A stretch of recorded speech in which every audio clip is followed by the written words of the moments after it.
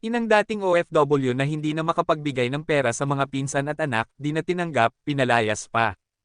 Isang inang OFW na nagngangalang Emily Magdayaw ang umani ng simpatiya mula sa mga nakasaksi sa kanyang sinapit matapos siyang palayasin ng kanyang pinsan at mga anak. Ayon sa mga kwento, si Emily ay dating OFW at lahat ng sweldo nito ay ipinapadala sa kanyang pinsan at mga anak at hindi nakaipon.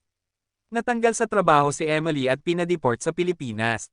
Sakay ng isang pampasaherong jeep si Emily, bitbit ang mabibigat na bagahe at gamit na nabasa pa sa ulan. Sinabi niya na maghapon na siyang naghintay ng sasakyan ngunit walang gustong magpasakay sa kanya. Swerte na lamang at may mabait na tsuper na nagparaya ng pwesto para sa kanya, at tinulungan din siya ng ilang mga kapwa pasahero na lalaki na kargahin ang kanyang mga dala.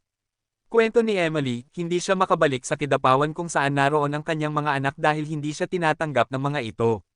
Mabuti na lamang at may isa pa siyang pinsan na nagtatrabaho sa GSIS na nagmagandang loob na pansamantalang patuloyin siya.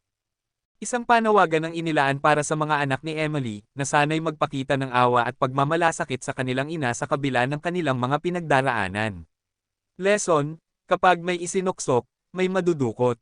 Hindi lang para sa pamilya mo, kundi para rin sa kinabukasan mo.